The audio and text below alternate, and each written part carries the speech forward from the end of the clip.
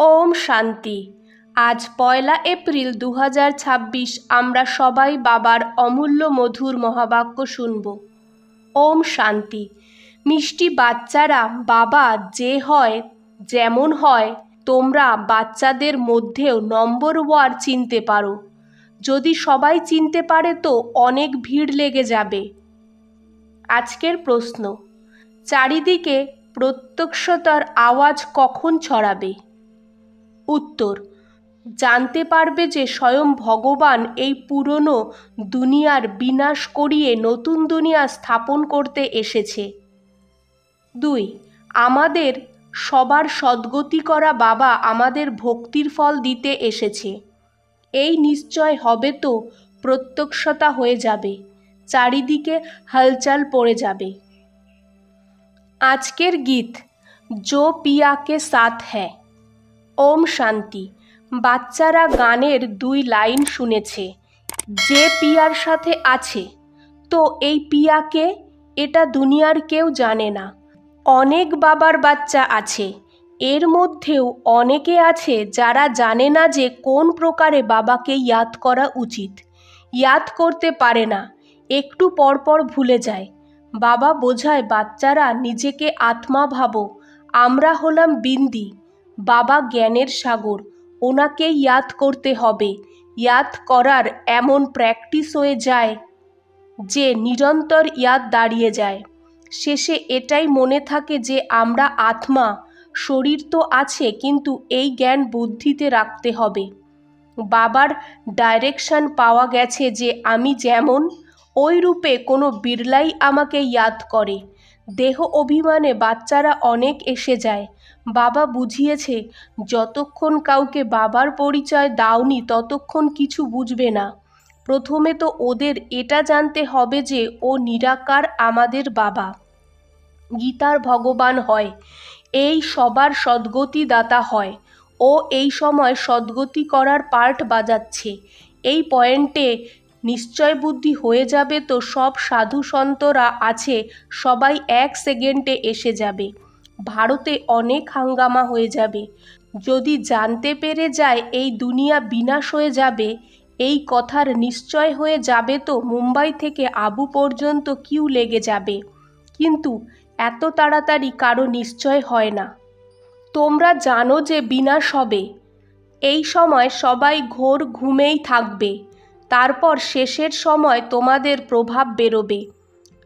মাসির ঘর নয়, যে এই কথায় নিশ্চয় হয়ে যাবে যে গীতার ভগবান পরমপিতা পরমাত্মা শিব। এটা প্রসিদ্ধ হয়ে যাবে তো সারা ভারতে আওয়াজ হয়ে যাবে। এখন তো তোমরা একজনকে বোঝাবে তো অন্যজন বলবে তোমরা তো জাদু করে ফেলেছ। এই ঝাড় অনেক ধীরে ধীরে বাড়ে। এখন অল্প সময় আছে, তারপরও পুরুষার্থ করার কোনো বাধা নেই। তোমরা বড় বড় লোকেদের বোঝাও, কিন্তু ওরা কিছু কি বুঝতে পারে? বাচ্চাদের মধ্যেও অনেকে এই নলেজ বোঝে না। বাবার ইয়াদ নেই তো ওই অবস্থাই নেই। বাবা জানে যে নিশ্চয় কাকে বলে। এখন তো 1-2% মুশকিল বাবাকে ইয়াদ করে। যদি এখানেও বসে থাকে কিন্তু বাবার সাথে সেই লাভ নেই। এতে লাভ চাই, ভাগ্য চাই। বাবার সাথে লাভ হবে তো বুঝবে আমাকে কদম কদম শ্রীমতে চলতে হবে। আমরা বিশ্বের মালিক হব। অর্ধেক কল্পের দেহ অভিমান রয়েছে। এখন দেহি অভিমানী হতে অনেক পরিশ্রম করতে হবে। নিজেকে আত্মা ভেবে মোস্ট বিলাভেড বাবাকে ইয়াদ করা মাসির ঘর নয়। ওদের চেহারাতেই চমক এসে যায়। কন্যা বিয়ে করে, গয়না পরে তো চেহারা একদম খুশি হয়ে যায়, কিন্তু এখানে তো সজনকে ইয়াদই করে না, তো ওই চেহারা দেখতে খারাপ হয়ে যায়। বাবাকে ইয়াদ করার পরিশ্রম করতে হবে। এটা গাওয়া আছে যে অতীন্দ্রিয় সুখ গোপী বল্লভদের জিজ্ঞাসা করো। নিজেকে গোপ গোপী ভাবা আর নিরন্তর বাবাকে ইয়াদ করা, এই অবস্থা হতে হবে। বাবার পরিচয় সবাইকে দিতে হবে। বাবা এসেছে ও বর্ষা দিচ্ছে, এতে সারা নলেজ এসে যায়। লক্ষ্মীনারায়ণ যখন 84 জন্ম পূর্ণ করেছে তখন বাবা এসে ওদের রাজযোগ শিখিয়েছে, রাজাই দিয়েছে। লক্ষ্মীনারায়ণের এই চিত্র হলো নাম্বার 1। তোমরা জানো যে এরা আগের জন্মেও এমন কর্ম করেছে, ওই কর্ম এখন বাবা শেখাচ্ছে। বাবা বলে যে মনমনা ভব, পবিত্র থাকো, কোনো পাপ করো না, কারণ তোমরা এখন স্বর্গের মালিক পূর্ণ আত্মা হচ্ছ। অর্ধেক কল্প মায়া রাবণ পাপ করিয়ে আসছে। এখন নিজেকে জিজ্ঞাসা করো, আমার থেকে কোনো পাপ তো হয় না? পুণ্যের কাজ করি, অন্ধের লাঠি হয়েছি? বাবা বলে মনমনা ভব। এটাও জিজ্ঞাসা করো, মনমনা ভব কে বলেছে? ওরা বলবে শ্রীকৃষ্ণ বলেছে। তোমরা মানো পরমপিতা পরমাত্মা শিব বলেছে। রাত দিনের পার্থক্য। শিব জয়ন্তীর সাথে আছে গীতা জয়ন্তী, গীতা জয়ন্তীর সাথে শ্রীকৃষ্ণ জয়ন্তী।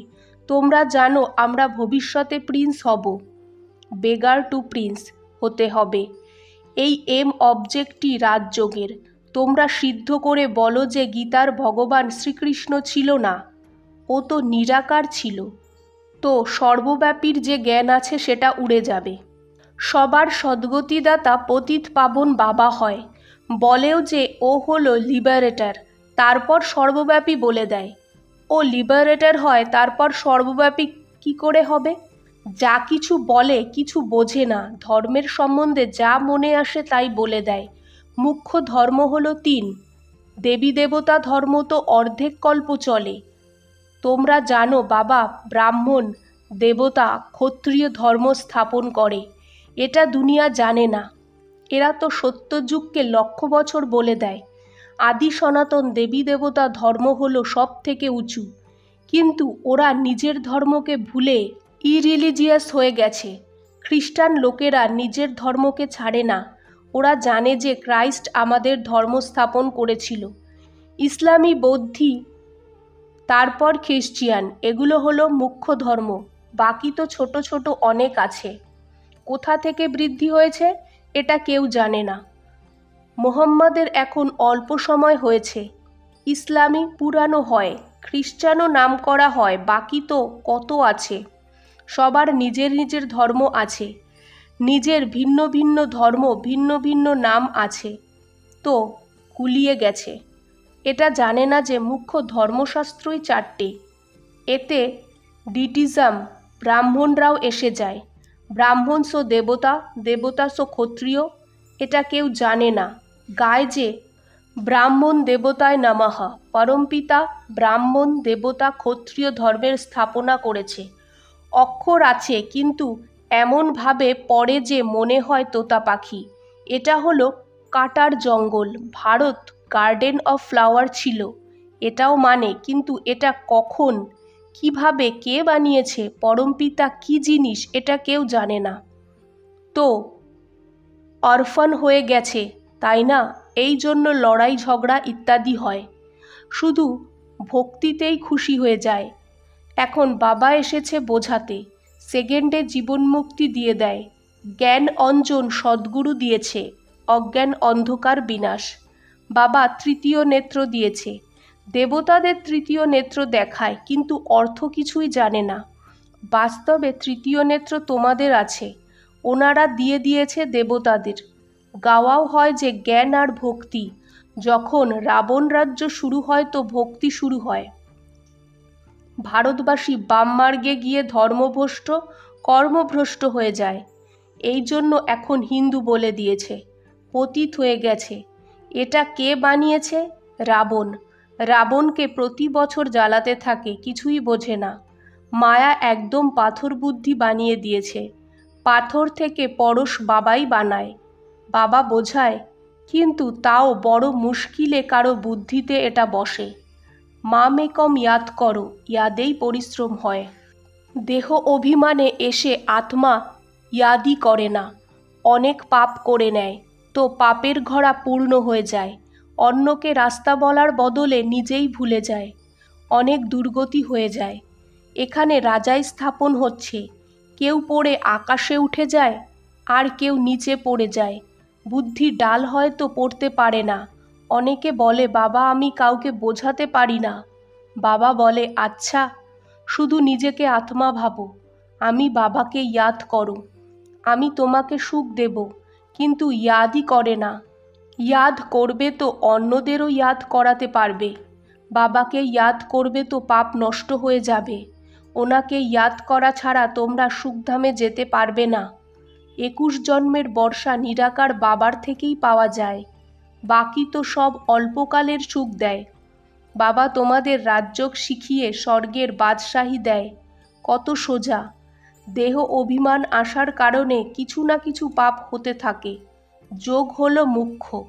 তোমরা যোগবল দ্বারা বিশ্বের মালিক হও। প্রাচীন রাজযোগ ভগবান শিখিয়েছিল নাকি শ্রীকৃষ্ণ? ইয়াদের যাত্রা অনেক ভালো হওয়া চাই। তোমরা ড্রামা দেখে আসো তো বুদ্ধিতে সারা সামনে এসে যায়। কাউকে বলার টাইম লাগে না। এখানেও এমন বীজ আর ঝাড়, চক্র অনেক ক্লিয়ার। শান্তিধাম, সুখধাম, দুঃখধাম, সেকেন্ডের কাজ। কিন্তু ইয়াদ থাকবে তারপর, তাই না? মুখ্য কথা হলো বাবার পরিচয়। বাবা বলে আমাকে ইয়াদ করলেই তোমরা সব কিছু জেনে যাবে। আচ্ছা, শিব বাবা বাচ্চাদের ইয়াদ করে, ব্রহ্মা বাবা ইয়াদ করে না। শিব বাবা জানে আমার সপুত বাচ্চা কে কে আছে। সার্ভিসেবল সপুত বাচ্চাদের ইয়াদ করে। ব্রহ্মা বাবা থরি কাউকে ইয়াদ করবে? ওনার আত্মার তো ডাইরেকশন পেয়েছে যে মা মে কম ইয়াদ করো।